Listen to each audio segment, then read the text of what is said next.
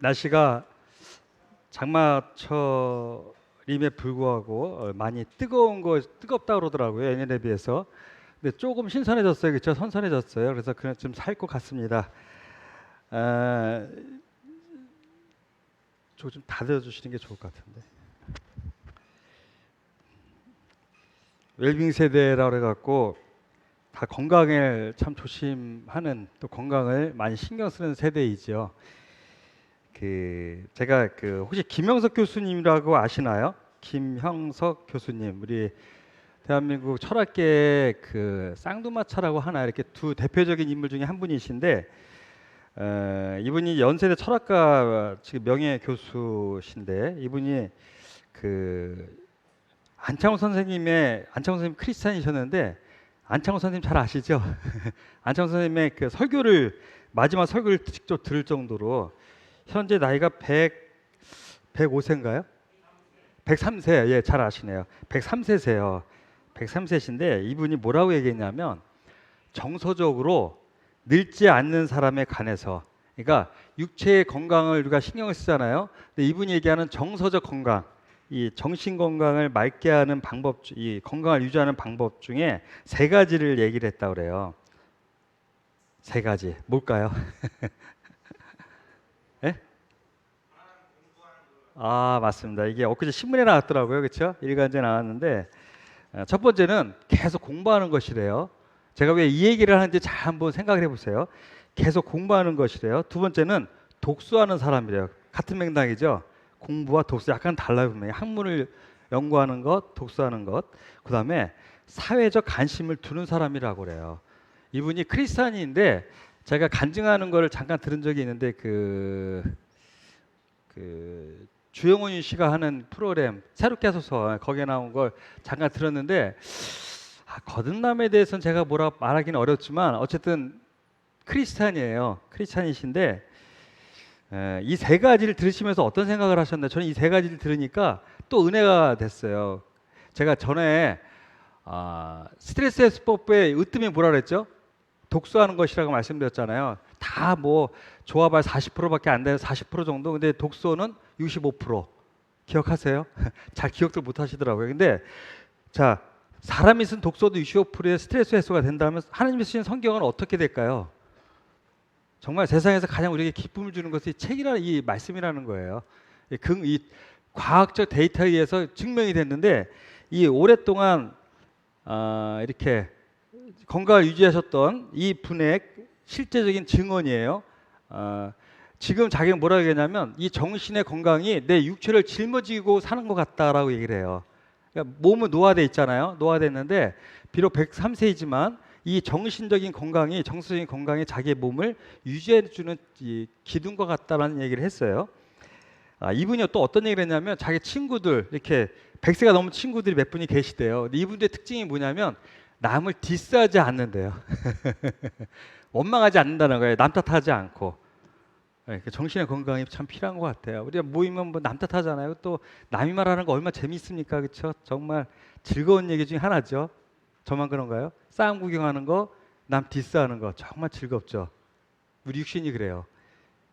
자, 이 세 가지를 우리가 보면서 어떤 생각을 하냐면, 이게 교회의 모습이에요. 우리의 모습이고, 그렇지 않나요? 공부하는 거, 우리 성경을 공부해야 돼요.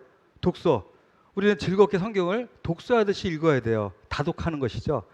또 하나 뭐가 있죠? 사회적 관심을 두는 것. 우린 공동체를 나만의 생각에 갇혀 있는 것이 아니라 공동체를 계속 염려하고 기도하고 관심 갖는 것이 우리의 건강 비결 중에 하나라는 얘기인 거예요. 나 살기도 바빠 죽겠는데 무슨 공동체야. 서로. 우리 SBS 하는 하나님의 가족에 보면 서로라는 개념을 계속 강조를 해요. 교회는 서로예요. 혼자만의 이 공동체가 아니에요. 서로. 그러다 보니까 이 안에 많은 일들이 일어나요. 뭐 시기, 다툼, 분쟁. 그렇지만 계속 우리는 서로 배려하며 관심 갖는 것이 결과적으로는 내게 건강이 온다는 거예요. 내 아이에게. 그래서 이 김현석 교수님이 추천하는 게 뭐냐면, 계속 신문을 보면서 사회적 관심을 가지려는 거예요. 동일해요. 우리는 계속 성도를 돌아보고 나만의 기도가 아니라 모든 분들의 기도를 하면서 이 공동체에 관심을 갖다 보니까 정신적 건강을 유지한다는 얘기예요. 첫 번째 뭐죠? 성경을 깊이 연구해서 정독을 하는 거예요. 두 번째 독서, 다독하면서 성경을 편안하게 한번 읽어보세요. 또 교회에 관심을 가져보세요. 이것이 내 건강을 유지하는 이 근육 운동도 필요하지만 내 정신의 근육이 필요하다는 얘기죠. 자, 오늘 제가 이런 예화를 드는 말씀은 이유는 오늘 말씀하고 연관이 있기 때문입니다. 오늘은 오늘의 주제는 영적 해방과 적용이라는 말씀으로 전하려고. 영적 해방과 적용. 딱 제가 이 제목을 말씀을 드리니까 생각나는 게 없으신가요? 지난주 말씀, 그렇죠? 요단강을 건너느냐라는 질문. 성화의 원리를 전하셨는데 이제 그 말씀을 우리가 들었잖아요. 근데 이제 한 주 동안 제가 여러분에게 들었어요. 관심이 많으셨고요. 어느 분들은 더 궁금했고, 어느 분들은 더 알고 싶었고, 이런 규제들을 곳곳에서 하셨더라고요. 많이들 하셨죠, 이거에 대해서 규제를.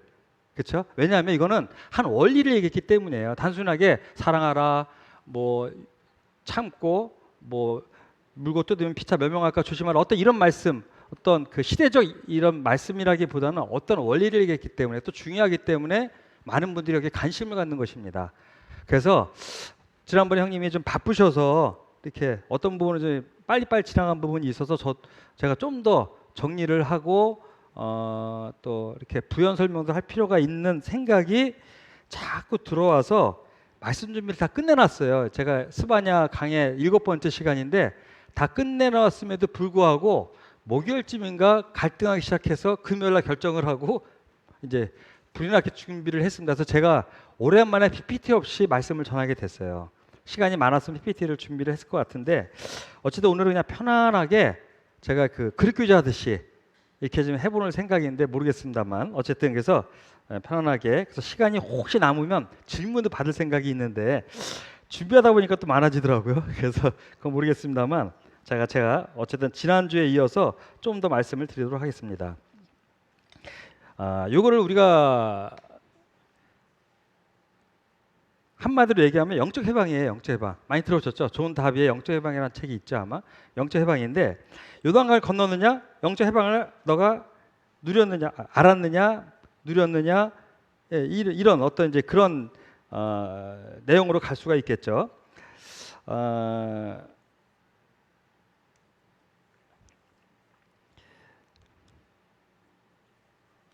오늘 이 시간에는 영적 해방이 정말 무엇인지, 요단강을 건넜다는 것이 무엇인지에 대해서는 정확히 그 자체에 대해서는 말씀을 대수면 안 하려고 해요. 시간이 오늘은 어떤 보면 그 이후의 것에 집중을 하려고 합니다. 그래서 정말 영적 해방이 무엇인지, 요단강을 건넜다는 것이 무엇인지 알고 싶으신 분들은 2018년 3월 25일, 5월 22일 이 말씀이 있어요. 한번 들어보세요. 아니면 로마서 7장 8장을 자세히 정독해 보시고 주석도 찾아보시고, 일반 교파에 나오는 주석에는 이 내용을 잘 못 다루고 있는 것 같아요. 근데 모임책에는 잘 나와 있어요. 근데 이제 지금 지도를 받지 않으면 좀 이해하기 어려운 부분이 있기는 한데, 어쨌든 간에 2018년 3월 25일, 5월 20일 말씀을 들어보시기 바랍니다. 근데 이 영적 해방, 요단강을 건너느냐를 자꾸 착각을 하시는데 뭐냐면 이게 어떤 성숙에 이르렀다고 하는 기준점으로 생각하시는 경우가 많아요. 실제로 제가 들어보니까 어느 모 교회, 교파교회에서는 너 요단강 건넜어? 안 건넜어를 영적 기준을 잡았대요. 성숙하냐, 안 성숙하냐. 정말 넌센스예요. 정말 잘못 알고 있는 것입니다. 저도 옛날에 그런 질문을 들은 적이 있긴 해요. 그래서 제가 뭐라고 말씀드렸냐면 2년 있다가 다시 그 질문을 나한테 해라. 2년 있다가. 이제 그 이유를 제가 말씀드리겠습니다. 제가 말씀 제가 다 이런 것들은 얘기했던 부분입니다. 이 로마서를 보면요, 로마서의 구성을 보면 1장부터 5장까지는 복음을 풀고 있어요, 그렇죠? 복음을 다시 한번 확립을 시켜주고 있고, 6장부터 8장까지 이 성도의 정체성, 영적 해방에 대해서 다루고 있어요, 사도 바울이요. 6장부터 8장까지. 근데 9장부터 11장까지는 이스라엘과 하나님과 관계, 이방인의 관계를 다루면서 이 12장부터 성도가 어떻게 살아야 할지를 설명해 주고 있어요. 성도가 아주 기본적인 것을 풀어가요. 자, 이 얘기는 뭐냐면 이 영적 해방, 이 로마서 8장 1절에 있는 이 그리스도 안에 있는 자에게는 결코 정죄함이 없나니 이는 생명의 성령의 법이 죄와 사망의 법에서 너를 해방하였다. 정죄가 없다, 해방했다고 하는 표현, 이것을 합축해서 영적 해방이라고 얘기들을 많이 하시는데, 자, 이 부분이요, 성숙한 분에게 얘기하는 것이 아니라 복음이 끝난 다음에 얘기를 했어요. 왠지 아세요? 기본적인 것이기 때문에 그래요.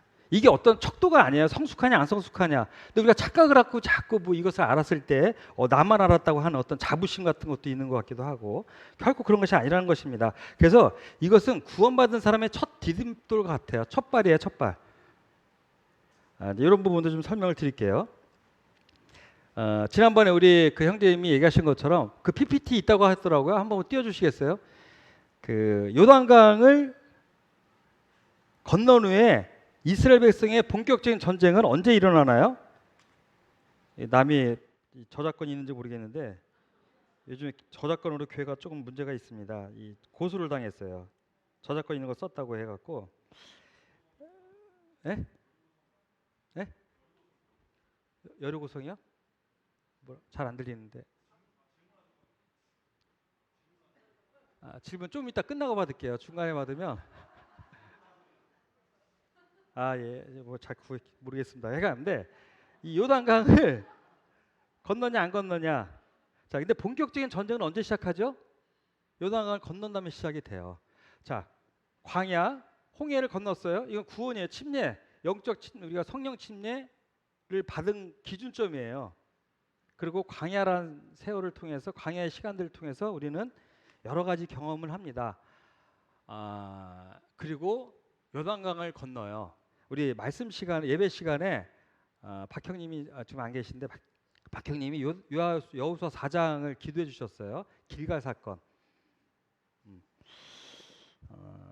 이거는 좀 이따 다시 한번 제가 읽어드릴게요. 자, 그 요단강 사건을 잠깐 말씀하셨는데, 어쨌든 간에 오늘은 요 핵심적인 내용, 그 내용보다는 이제 그 이후의 것들을 지금 말씀을 드리려고 합니다. 그래서 이거를 구원받은 지 얼마 안 되신 분들은 모르는 게 정상이에요. 그럼 오래됐는데 왜 나는 몰라? 그거는 교회에서 이 가르침이 없으면 솔직히 개인이 하기는 어려워요. 또 가르침이 있어도 왜 몰라? 관심이 적어서 그래요. 그거는. 네, 분명히 이 시간에 여러 번 전달이 되었어요. 그렇죠? 자, 그다음에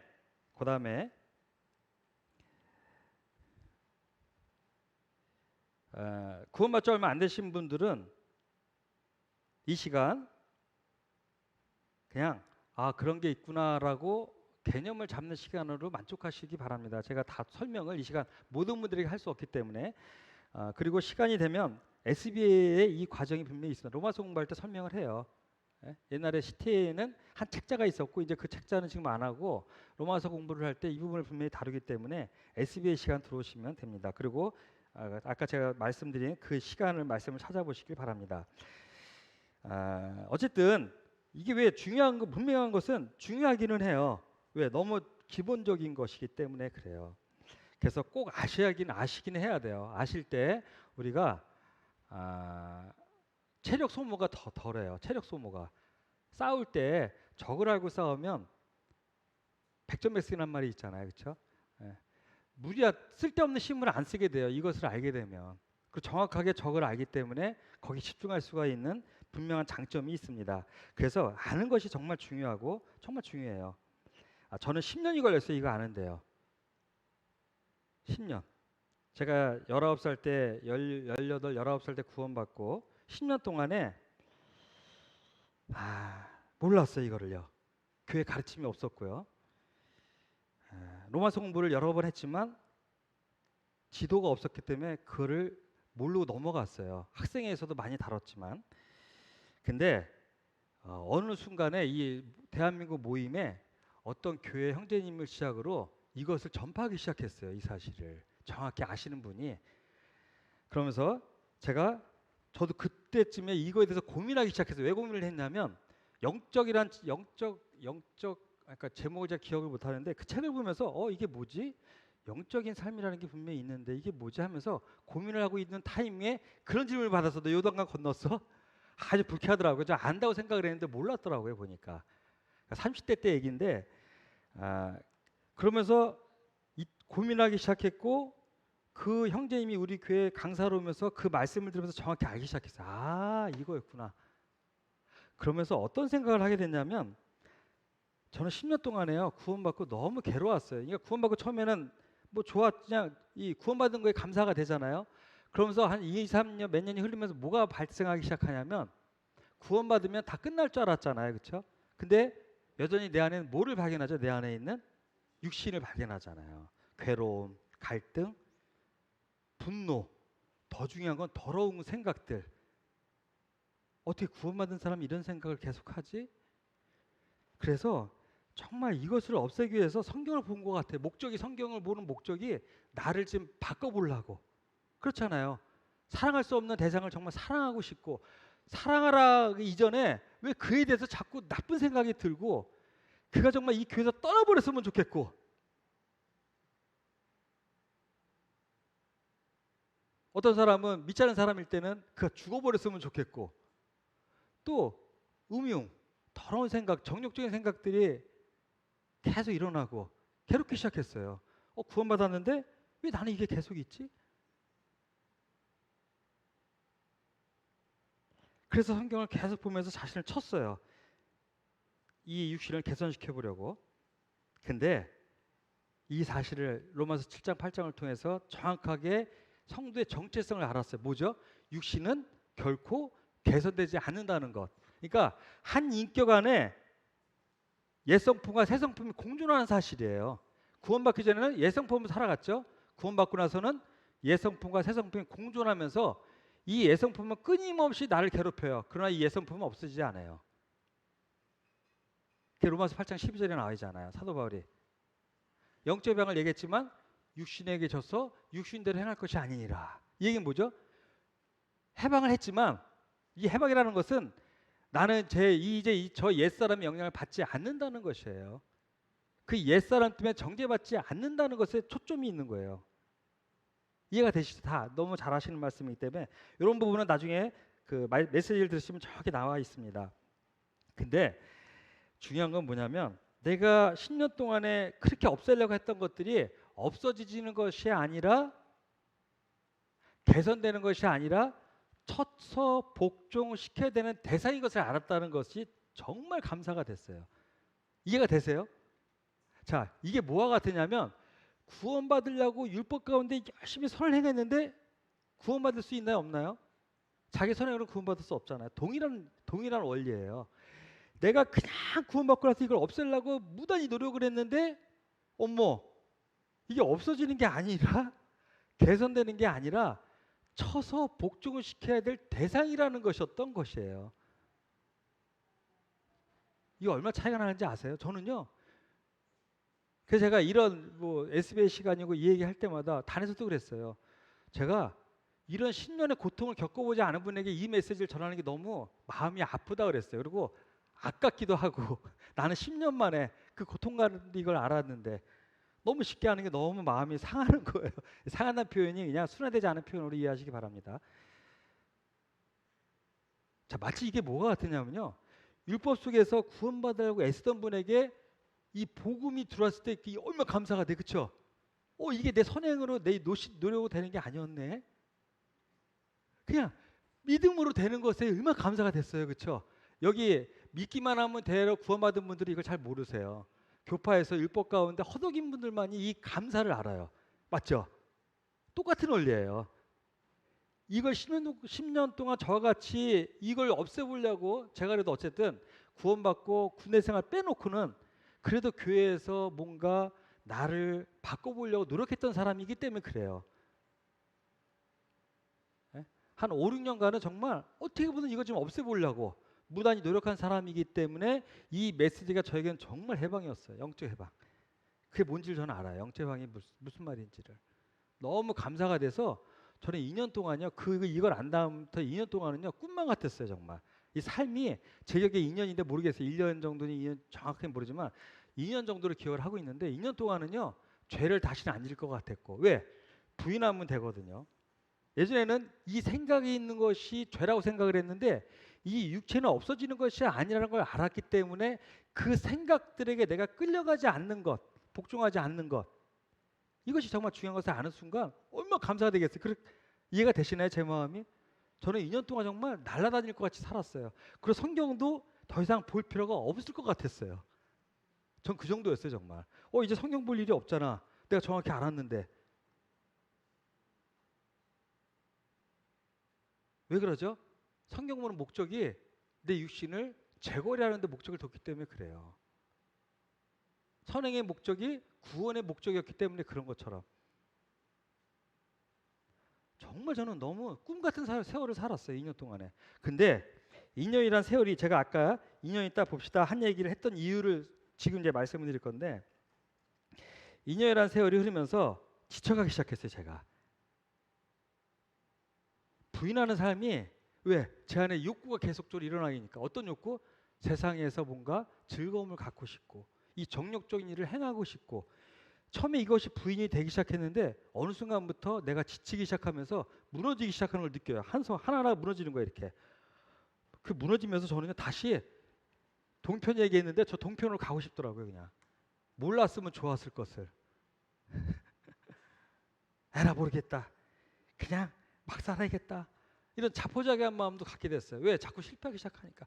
하나하나가 무너지기 시작하는 거예요. 내 2년 동안의 삶의 그 즐거움이. 그거 느껴보셨나요?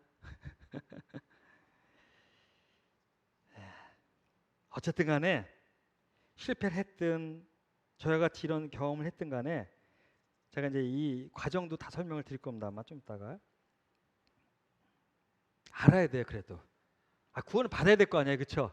지옥까지 말아야 되는 것처럼 아는 건 정말 중요해요. 우리 7장 로마서 7장 21절 잠깐 보시면 이것을 알 때 아까 김영석 교수가 얘기한 그 자유를 누릴 수가 있기 때문에 그래요. 로마서 7장 1절부터 쭉인데 제가 다 읽지는 않고요. 21절 한번 읽어볼까요? 21절 보면 그러므로 내가 한 법을 깨달았노니 그 선을 행하기 원하는 나에게 악이 함께 있는 것이라. 사도 바울이 이때 깨달았어요. 깨달았다는 건 뭐죠? 알았다는 거 이제요. 사도 바울도 주님의 부르심을 받고 어느 순간은 몰랐어요 이거를요. 근데 어느 순간에 깨달았어요. 이게 개선되는 것이 아니라 없어지는 게 아니라 내 안에 그냥 있구나. 그래서 이 얘기를 하는 거예요. 25절 하나님께 감사하라. 내 자신이 믿음으로 하나님의 법을 육신으로는 죄의 법을 한 인격 안에 두 가지가 있는 것을 발견했는데 8장 1절에 이 육신의 일들은 이제 다시 정죄가 없다. 이 얘기를 선언하는 거예요. 그게. 그리고 2절에 해방을 얘기하잖아요. 이거 법칙이에요. 법칙은 뭐죠? 이론하고 다르다 그랬죠. 이론은 바뀔 수가 있어요. 근데 법칙은 절대 안 바뀌는 거예요. 자연의 법칙. 중력의 법칙. 이건 바뀌지 않는 거잖아요. 그것처럼 이것은 법칙이에요. 그냥. 자, 요거는 또 그 말씀을 들어보시기 바라고요.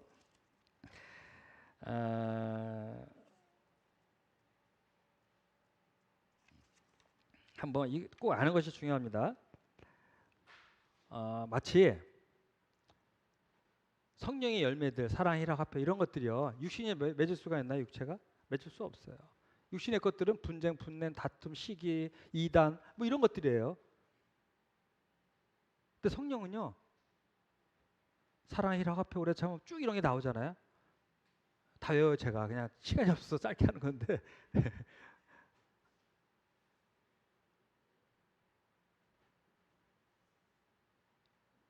어떻게 육체가 성령의 열매를 맺을 수도 없고 성령의 열매가 육체를 맺을 수도 없는 것을 정확히 아는 게 중요하다는 얘기예요.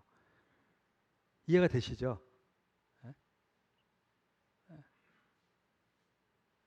그것은 없애는 것이 아니라 있는 것으로 인정해주고 그래서 로마서 6장에 여기라고 하는 거예요. 여기라. 나는 죽었고 이제는 새 피조물인 것을 여기는 것. 저 옛 것은 이제 내가 아닌 것을 여기는 것이에요. 그래서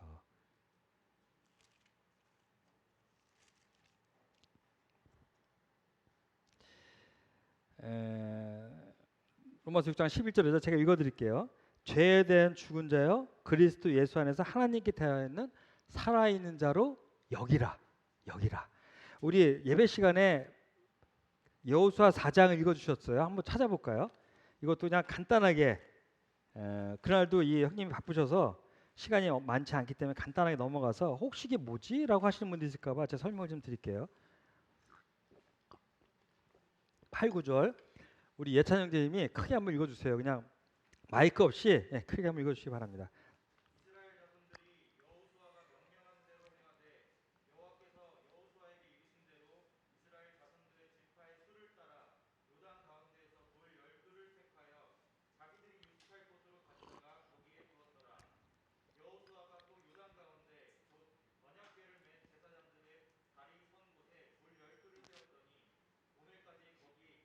자, 이 얘기가 뭔 얘기냐면 여기 보시기 바랍니다. 이 요단강에 열두들을 취해서 요 길갈에다가 요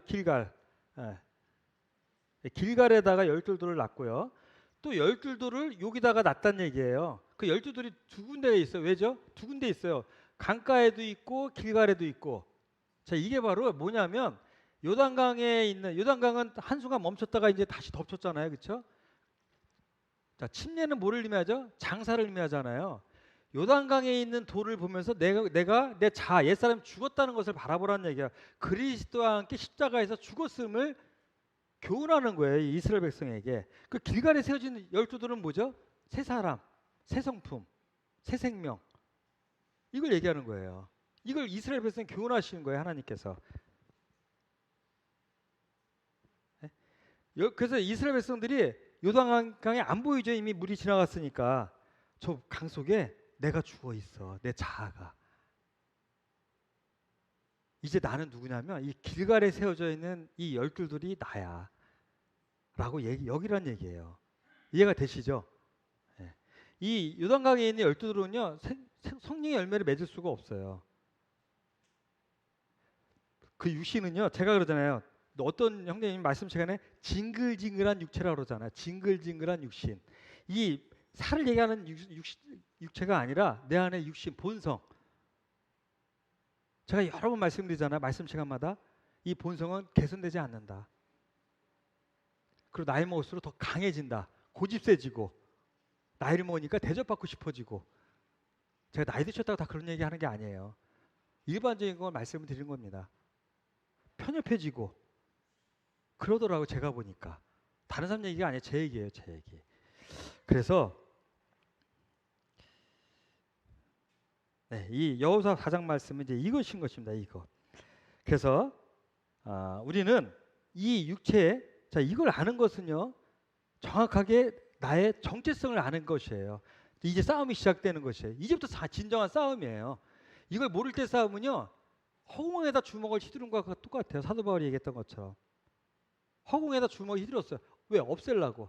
근데 이것을 아는 순간 이제 정확하게 적을 알았어요. 내가 주먹을 휘두를 곳이 어딘지 알았다는 얘기예요. 자, 이제 시작인 거예요. 이제 정말 여기 끝이 아니에요. 저는 끝난 줄 알고 2년 동안에 그렇게 편하게 살다가 시간이 지나면서 지쳐버리기 시작한 거예요. 왜 지쳤죠? 저는 은혜로 사는 방법을 그때 몰랐어요. 이 열매들을 내가 맺으려고 했기 때문에 지친 거예요.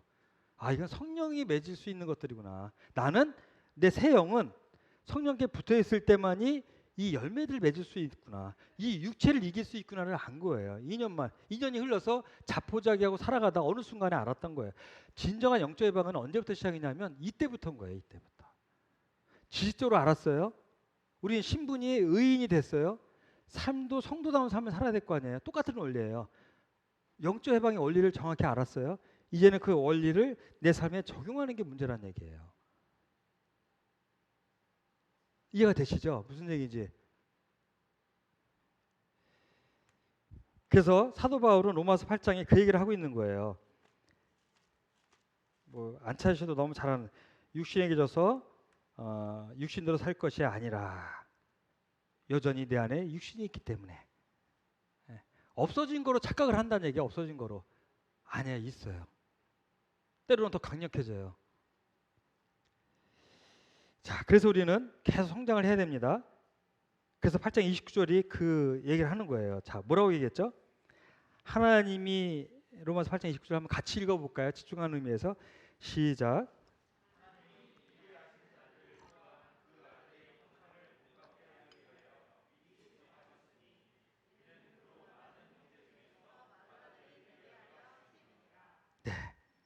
우리의 이 성화의 원리의 목적, 성화의 최종점은 어딘지 아십니까?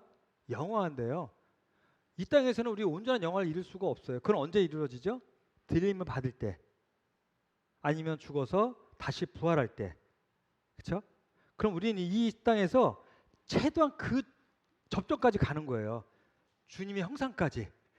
주님처럼 되려고 이 땅에서 부단히 노력하는 거예요. 계속 실패하죠. 그러나 나아가는 거예요. 계속. 이게 삶의 목적이에요. 이 땅에서 우리가 해야 될 것들이에요. 그게 에베소 4장 13절에 있는 말씀이죠. 그리스도의 장성한 분량이 충만한 데까지 이를 것이라. 우리 성장의 목적은 그 그리스도의 장성한 분량에 이르는 것이에요. 영적 해방이 안 것이 다 끝난 게 아니라 이제 시작하는 거예요. 그거는.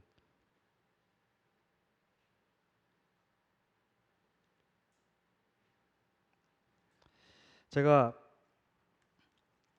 옛날에 전태 그 요단강 건넜어라고 물어보신 분이요. 이분이 우리 분이 아니에요.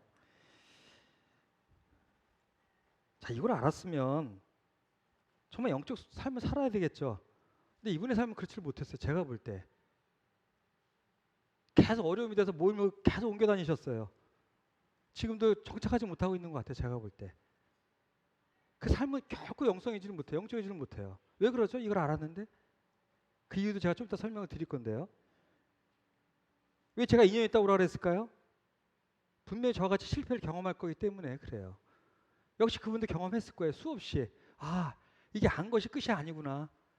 또 바닥까지 처절하게 실패도 해보고 밤에 잠을 못 이뤄보기도 하고. 왜? 열받아서 화가 나서. 누구 때문에? 세상 사람 때문에? 그건 욕하고 끝나면 돼요. 성도 때문에. 나를 건드려놔서 내 자존심을, 내 유일한 자존심. 이제 하나 남은 건 그거 하나인데 자존심도 여러 유형이 있잖아요. 그렇죠? 그거 하나 그냥 어떻게 좀 버텨보려고 했는데 그것마저 나를 건드려? 그게 바로 우리 여호수아 14장을 보시면 나와 있습니다. 여호수아 제가 좀 비교를 해드릴게요.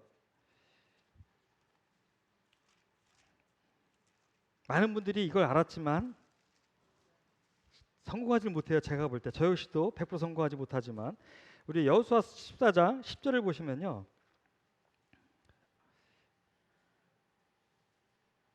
갈렙 얘기가 나오는데요. 10절에 보면 내가 85세라고 얘기를 해요.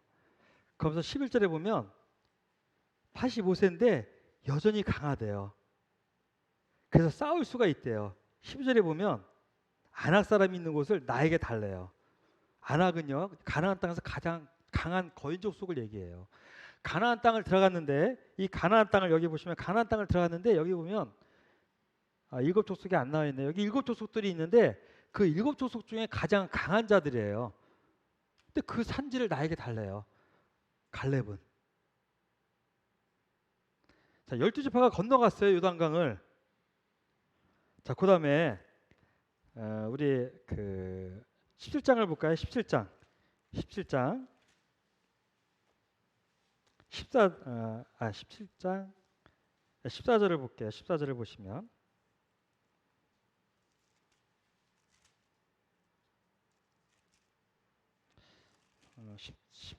17장 14절을 보시면 요셉 자손이 나와요. 우리 14, 15절 우리 또 예찬님 한번 크게 읽어주세요.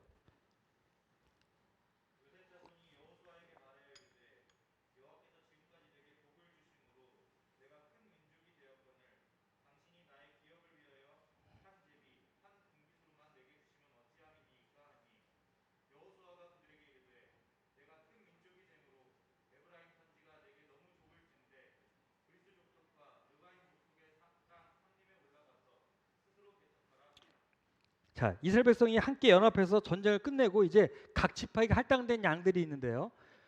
이제 에브라임 족속은 스스로 개척을 해야 돼요. 이 요셉 족속은 큰 민족이에요. 에브라임 민족은요. 유다 다음인가? 하여간 상당히 큰 아주 이 숫자를 나와 있는데 제가 지금 기억이 잘 안 납니다만 되게 큰 족속이었어요. 16절에 보시면 요셉 자손이 이르되 그 산지는 우리에게 넉넉하지도 못하고 골짜기 땅에 거주하는 모든 가나안 족속에게는 벳산과 그 말에 거주하는 자이든지 이스라엘 골짜기에 거주하는 자이든지 다 철병거가 있나이다 하니 여호수아가 다시 요셉의 족속 곧 에브라임과 므낫세에게 말하 이르되 너는 큰 민족이요 큰 권능이 있은즉 한 끼 분깃만 가질 것이 아니라 그 산지도 내 것이 되리니 비록 삼림이라도 내가 개척하라 그 끝까지 내 것이 되리라. 가나안 족속이 비록 철병거를 가졌고 강할지라도 내가 등이 그를 쫓아내리라 하였더라. 자, 북왕국의 왕통은 에브라임부터 시작이 됐잖아요. 그렇죠? 여로보암. 르호보암이죠. 르호보암부터 여로보암부터 시작이 됐잖아요. 에브라임 족속이잖아요. 그렇죠? 강해요. 두 에브라임과 또 요셉 족, 이 므낫세 족속 얼마나 많은 수가 있는지를 몰라요. 근데 그들이 철병거 때문에 두려워했어요. 왜 골짜기를 가고 싶어하죠? 골짜기 가지 농사를 짓거든요. 산지 올라가면 물이 없어요. 골짜기 가야 되는데 거기 누가 있어요? 철병거가 있는 족속이 있어요. 자, 갈렙과 요셉 족속의 차이를 보셨죠? 갈렙은 내가 85세인데 에브라임은 더 강력한데 누구는 땅을 정복하고 있고 누구는 주춤거리고 있잖아요. 그게 우리 삶이에요. 요단강을 건넜는데 두 가지 형태로 나타나잖아요. 여호수아도 보면 제가 안 찾아보겠습니다만 여호수아는 하나도 행하지 아니한 것이 없더라 그래요. 여호수아는.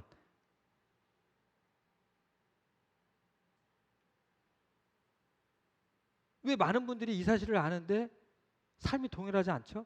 똑같아요.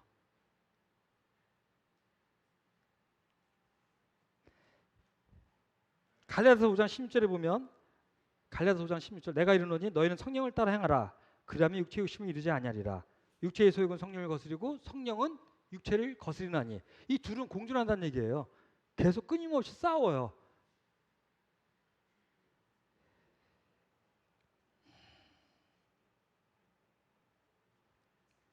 자, 이제 왜 우리가 승리하지 못하는지를 한번 생각. 이 시간 저는 이게 목적이에요. 이게 우리 교회는 많은 성도님들이 이 사실을 알아요.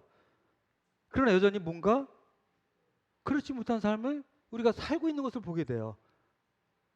자, 우리 코로나 사건을 겪으면서 또 우리 교회 안에 생각들이 나뉘어졌었어요. 그렇죠? 성령으로 인도하는 이 영적 해방을 받은 사람들은 이제 누구를 따라가야 돼요? 성령이 인도함을 받는 자들이에요. 그렇죠? 그랬을 때 열매를 맺을 수 있다 그랬잖아요. 세상 사람들은 육신을 따라 행해요. 자기 본능을 따라. 그렇죠? 왜? 그들에게는 새 성품이 아예 없기 때문에. 우리가 동일하게 한 성령 안에 있는데 코로나 사건을 겪으면서 우리 생각이 둘로 나뉘는 거 기억하시죠? 어떤 것이 성령의 생각이었을까요? 물론 나는 영적인 사람이고 내 생각이 맞아라고 생각할 수도 있어요. 근데 시간이 지나면서 보니까 어때요? 뭐가 맞았나요? 제가 어떤 게 맞았다고 말씀 따로 안 드릴게요. 그렇죠? 그러면 내 생각이 나름 성령 안에서 생각했다고 할 수도 있고 당장 눈앞에 현실이 두려워서 그럴 수도 있고 어쨌든 간에 결과적으로 보면 이 교회의 머리의 대리자 대신 성령의 뜻과 반대되는 생각을 가졌던 분들이 우리 가운데 있었다는 얘기예요. 자, 이건 뭐라 그랬죠? 우리 지난번에 말씀 시간에 반역이에요. 반역. 표현이 거칠어도 그게 또 반역인 거예요. 왜? 하나님을 거역했으니까.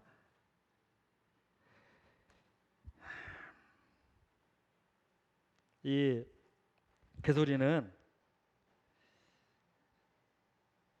이 영적 해방의 원리를 깨달은 다음에도 계속 성령의 인도하심에 있지 않냐고. 이 얘기는 뭐죠? 왕의 보좌에 성령님을, 지금 성령님이 우리 교회 주인이시니까 인도자시니까 성령님을 앉히는 게 아니라 자꾸 내가 앉는 거예요. 두 주인을 자꾸 내가 자꾸 그 보좌에 잠깐 물러가서 내가 앉아서 생각을 다 판단하는 거예요. 또 좀 정신 차리면 다시 주님이 그 보좌에 앉아 계세요. 자, 밤새 열받아서 잠 못 잤어요. 그때 주인은 누구죠? 성령님이신가요? 옛사람인가요? 옛사람이에요. 영향을 받았잖아요. 알아요, 우리가. 이거 옛사람이 끌려가고 있는 건데 아는데도 이 자존심을 버릴 수가 없는 거예요. 경험하셨죠? 저는 경험 안 했을까요? 잠을 자지 못한 건 아닌데 새벽에 깼는데 그 생각이 나면 잠이 깨지는 경험은 했어요. 밤새 못 자본 적은 없는데 잠은 잘 자야 제가 오나 잘 잤는데 새벽에 깼을 때 그 생각이 나니까 잠이 확 깨지더라고요. 그 경험은 제가 몇 년 전만 해도 그러지 않았거든요. 생각나도 잤는데 죄송합니다만 이게 나이가 60이 다 돼 보니까 못 이기더라고요. 그 생각을. 알아요. 육신의 생각인 거를. 그래서 오늘 제가 지난번에 우리 형제님이 그런 얘기 하셨어요. 정확하게 아는 건데 뭘 정확히 알라고요? 아군과 정확히 식별하라고 그러잖아요. 아군과 적군. 우리가요. 적군과 아군이 식별이 안 돼요. 뭐가 적군이고 뭐가 아군인지를. 그게 문제인 거예요. 그게. 자, 우리 디모데후서 4장 10절을 한번 볼까요? 첫 번째 주제. 알면서도 육신에게 질 수 있다예요. 첫 번째 주제, 첫 번째 제목은 디모데후서를 보시면요. 제가 이제 한 2, 3일 동안 불륜하게 생각하면서 몇 개 정리를 해본 겁니다. 뭐가 좋을까 하면서 디모데후서 4장 10절을 보면요. 아주 좋은 내용이 나와 있어요. 제가 한번 읽어드릴게요. 대만은 세상을 사랑하여 나를 버리고 대산령으로 갔고. 자, 대만은요. 이걸 알았을까요? 몰랐을까요? 알았을 거예요. 분명히. 사도 바울과 항상 동행했기 때문에. 그렇죠? 근데 거기 딱 표현을 했어요. 세상을 사랑했다. 주님보다 세상을 사랑한 거예요. 뭐를 선택한 거예요? 옛사람을 선택한 거예요. 그냥. 나 본능을. 너무 제가 2년 동안 승리하다가 2년 만에 자포자기한 것처럼 에이 몰라. 나 그냥 마음대로 살아갈래. 알아요. 제가 좀 전에 얘기한 것처럼 이거 육신에 끌려가는 거 성령의 열매가 아닌 거 알아요. 성령 인도하시면 아닌 거 아는데 당장 눈앞에 정욕을 이 욕구를 채우고 싶어서 포기하는 거 너무 잘 알아요. 알면서도 끌려가요 이게. 그래서 제가 성도의 자존심을 가지라고 여러 번 말씀 전한 거예요. 세상 사람 비웃음을 받지 마라. 이번에 스바냐의 주제가 어떻게 보면 그거예요. 세상의 비웃음을 받는 것.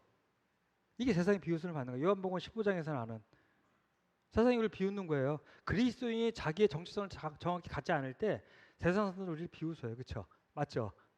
아예 그리스도인들은 뭐 똑같더구만. 이게 얼마나 치욕적인지 모르시죠? 세상 사람이야 그리스도인 별 차이 없더구만.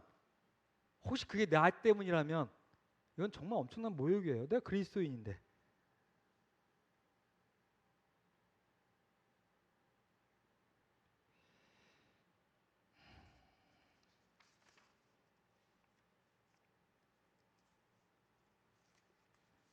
우리 요한삼서를 보시면요.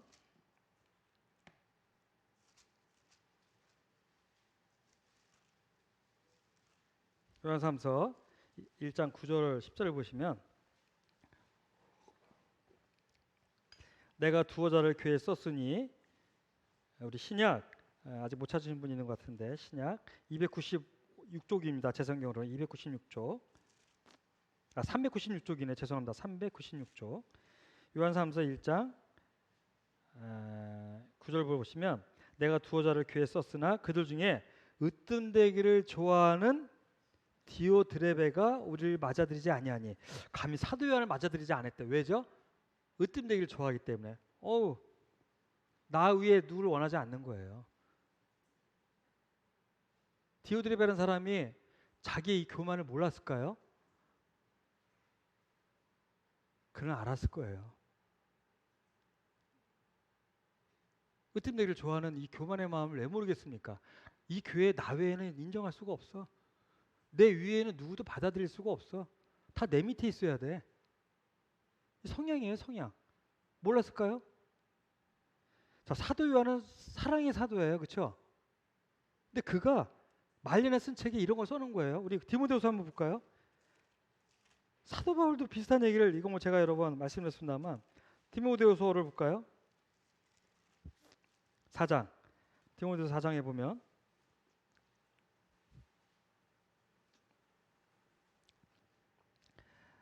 디모데후서 4장에 누가 있냐면 14절에 보면 구리세경업자 알렉산더가 내게 해를 많이 입혔음에 주께서 그에게 그 행한 대로 갚으시리라.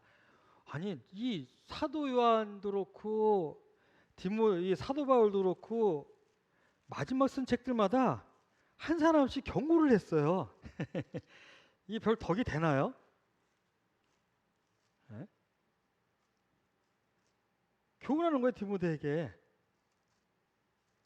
정확하게 팩트를 전해주 디스하는 게 아니에요. 있는 사실을 얘기해주고 있는 거예요. 디모데야, 그들을 조심해라. 그가 너에게 해를 입힐 수 있기 때문이다. 그가 나에게 이렇게 해를 입혔다. 디오드레베도 마찬가지고.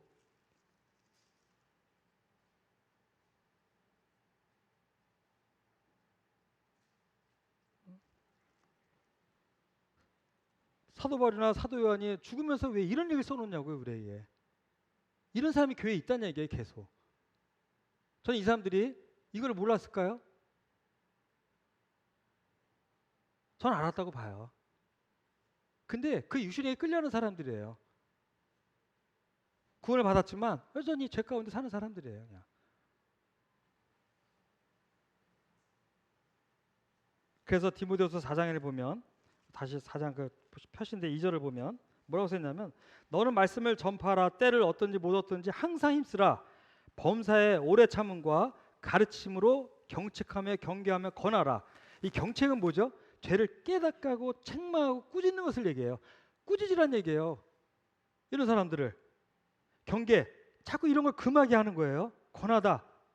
죄로부터 돌이켜서 세워주란 얘기예요. 계속. 이 교회는요.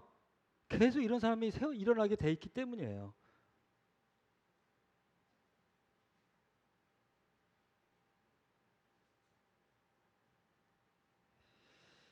(3절에) 보시면 때가 이르리니 사람이 바른 교훈을 받지 아니하고며 귀가 가려워서 자기의 사역을 따를 스승을 많이 두고. 이게 무슨 말씀인가요? 가려우면 어떻게 하나? 귀 죽이면 시원하죠. 요 길을 간지 이렇게 시원하게 해줄 사람을 찾는다는 얘기예요. 내 가려운 길을 내가 나에게 좋은 얘기만 해주는 스승을 찾는데요. 마지막 때에는 사도 바울은 알고 있었어요. 로마서 7장 8장은요. 성경에 보면 맨 앞에 있어요. 사도행전의 교회를 형성하는 과정을 설명하신 다음에 로마서를 기록하셨어요. 이 기록인과 상관이 없는데 이 성경의 순서를 보면 상당히 놀라운 비밀들이 그 안에 숨겨져 있어요. 되게 순차적이에요. 보면 개인적인 권면을 한 게 로마서예요. 로마서가 되게 개인적인 서신이에요. 고린도 전서는 뭐죠? 교회를 향해서 얘기를 하고 있어요. 구원받고 개인에게 신앙의 삶을 얘기하고 교회에서 어떻게 살아갈 것을 얘기를 해요. 그 다음에 이 교회에서 일어나는 일들을 계속 다루는 게 에베소, 빌립보서 쭉 나가요. 우리가 어떻게 그래서 살아야 될지를 쭉 설명을 한다는 얘기예요. 이것도 단에서 몇 번 말씀드렸습니다. 어쨌든 간에 자, 그 다음에 우리 또 중요한 게 뭐냐면 사도행전 15장을 볼까요? 15장 사도행전 15장을 보시면 질문 역시 못 받겠습니다만 제가 한두 가지만 더 얘기하고 끝내도록 하겠습니다. 주님이 인도하시면 다음 시간에 질문만 받는 것도 괜찮을 것 같아요. 15장 36절을 보면 잘 아시죠? 바나바 바울의 싸움이 나와요. 그렇죠? 마가를 2차 전도행에 데리고 갈까 말까. 바나바 바울, 이 시대적 싸움이라고 그러죠. 1세기의 싸움이에요. 두 복싱 이제 선수가 둘이 싸우면 뭐 세계적 대결이라고 그러나요? 그 맞죠? 그 말이. 그런 싸움으로 성경에 기록되어 있는 사람이에요. 바울과 바나바의 싸움. 바나바가 어떤 사람입니까? 착한 사람이에요. 근데 마가를 데리고 가냐 안 데리고 가냐는 양보할 수가 없었어요. 두 사람 다. 자, 이 두 사람 다 어떤 사람들이죠?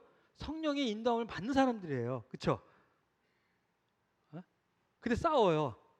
누가 맞아요? 그러니까 다투거나 분명히 잘못한 부분인데 두 사람 중에 한 사람은 분명 성령 인도하심을 옳게 분별한 사람이에요. 누구죠? 제가 누구라고 그랬나요? 제 분별로는 바울이에요. 바울은 계속 다 교회에 남아서 선교를 떠나요. 교회 지지를 받고. 바나바는 어떻게 되죠? 제가 항상 얘기하잖아요. 자리를 지키는 사람이 이기는 거다. 바나바는 가버렸어요, 그냥. 그리고 교회에 나타나지 않아요. 우리가 형제회를 하든 토론을 하든 자기 마음에 안 든다고 불뚝 일어나서 가버리면 그건 지는 거예요. 제가 엊그제 거래처에 사장님하고 통화를 하는데 저한테 집 나간 얘기를 하는 거예요. 왜 나간지 설명 쭉 하는데 집을 나갔다 얘기를 제가 그랬어요. 들어가세요. 들어가는 게 이기는 겁니다. 예. 자리를 지키는 거예요. 우리는 항상 내 자리에 있어야죠. 주님이 그걸 가장 기뻐하신다고 제가 말씀드렸습니다만, 자, 바울이 맞았어요. 어쨌든 다툰 건 잘못했는데 바나바도 틀릴 수 있다라는 얘기예요. 바나바도 분별이. 그래서 교회가 싸우는 거예요. 서로 내가 맞다고. 저 역시도 틀릴 수 있고 성도님들도 틀릴 수 있다는 얘기입니다. 다 사도행전 15장을 볼까요? 아니 자,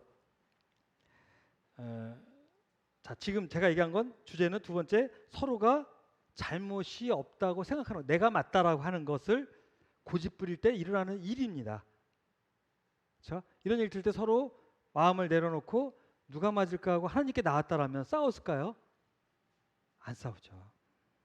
근데 그들은 그럴 기록이 없어요. 둘이 끝까지 싸우고 한 사람 떠나면서 싸움이 끝이 났어요. 바나바가 바울도 그래, 우리 어느 게 하나님 뜻인지 한번 분별해 보자 하고 했더라면 이런 일이 없었겠죠. 둘 다 그런 마음의 여유가 없었어요. 자, 서로 잘못이 없다 생각하는 거, 이거 정말 심각합니다. 교회가. 자, 세 번째는 뭐냐면 성령의 음성에 예민해야 돼. 결국 이 얘기죠. 우리 사도행전 10장 15절을 보면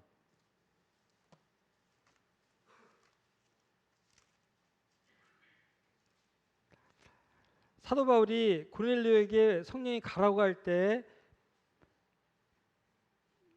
베드로죠. 베드로가 가라고 할 때 이 베드로가 거절을 할 걸 아시고 사도행전 10장 그 내용들 11절부터 보면 다 그 내용이에요. 한 그릇이 내려오는데 그릇 안에 온갖 짐승들이 섞여 있었는데 거기는 더러운 곳이 있었어요. 주님이 말씀하셨어요. 성령께서 말씀하시고 성령이 말씀하신 거예요. 먹어라 했더니 뭐라고 하냐면 주여 그럴 수 없나이다. 깨끗하지 않은 것을 내가 결코 먹지 않았나이다. 그러니까 하나님이 말씀하세요. 하나님께서 깨끗하게 하신 것을 내가 속되다 하지 말라. 뭐가 차이가 나죠? 베드로는 사도예요. 근데 그의 분별이 지금 틀렸어요. 성령의 음성에 귀 기울이지 않고 자기의 전통, 살아온 습관을 따라가니까 하나님께 반하는 행동을 지금 하고 있는 거예요. 자기는 맞다고 생각했는데. 우리는요, 영적 해방의 삶을 살고 싶으시면 성령의 음성에 예민하셔야 돼요. 그랬을 때 육체로부터 완전한 해방을 얻을 수 있어요. 정말 성령으로 사는 삶이 무엇인지를 알 수가 있다는 얘기예요. 디모데후서 2장 잠깐 보실까요?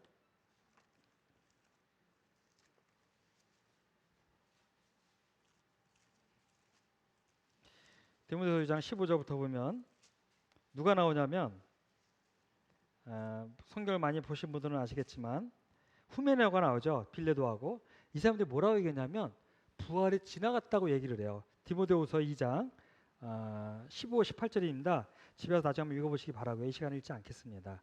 자, 후메네오는 뭐라고 얘기했냐면 부활이 지나갔다고 해요. 이가 후메네오는 거듭난 사람으로 보여져요. 근데 이 사람이 생각하는 부활은 뭐냐면 사두개인과 같이 내가 구원받을 때 새 생명이 들어온 거, 이것이 부활이라고 얘기를 하는 거예요. 주님의 오심에 대한 부활의 소망이 없었어요. 이 사람은요. 성도도요, 얼마든지 말씀을 잘못 분별할 수 있어요. 그러면 같이 어려워져요. 같이 교회도 본인도 영적 해방의 삶을 살 수가 없어요. 그래서 우리는 디모데후서 2장 15절을 보시면, 죄송합니다. 또 뭐 제가 하나 준비한 게 뭐냐면 자신의 욕구를 채우려는 열정이 아닌 하나님의 뜻에만 열정을 가지라. 우리 한번 찾아볼게요. 시간이 좀 지났지만 빌립보서 1장입니다. 빌립보서 1장 14절을 보시면, 이것도 한번 집에 가서 읽어보시기 바랍니다. 14절 17절을 보시면 어떤 내용이 있냐면, 로마 교회에 사도 바울이 옥에 갇혀 있으면서 그를 괴롭게 하려고 17절에 보시면 나의 맴에 괴로움을 더하게 할 줄로 생각하여 순수하지 못하게 다툼으로 그리스도를 전파했느니라. 바울이 감옥에 가 있으니까 그래, 너 없어도 우리 잘할 수 있어. 또 그가 감옥에 갇혀 있는 것에 그에 더 괴로움을 주려는 목적이 복음의 목적이 아니라 하나님 나라의 확장의 목적이 아니라 그의 괴로움을 더 주는 것에 목적을 둔 복음 전파가 있었던 것 같아요. 열정을 가졌어요. 복음 전파 열정을. 근데 그러니까 이 열정이 누구를 위한 열정이냐 이거야. 하나님을 위한 것이냐, 나의 욕구를 나의 성향을 채우려는 욕구냐. 정말 중요해요. 네, 이런 것을 없애기 위해서는 다음 것들은 말씀에 계속 전해지는 거기 때문에 계속 자신을 쳐서 복종시켜야 되고요. 은혜로 사는 비결을 배워야 돼요.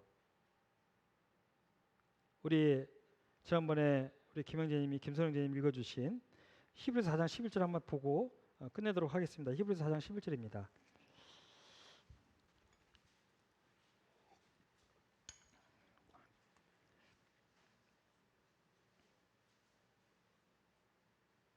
그러므로 우리가 저 안식에 들어가기를 힘쓸지니 이는 누구든지 저 순종하지 아니하는 보험에 빠지지 않게 하려 함이라. 힘쓸지는 표현을 썼어요. 힘쓸지는. 사도 바울은 제가 아까 안 읽었는데 디모데전서랑 후서에 보면 이 디모데에게 애써 수고하라고 얘기를 해요. 가르치고 경책하는 일을, 권하는 일을 포기하지 말고 계속해라.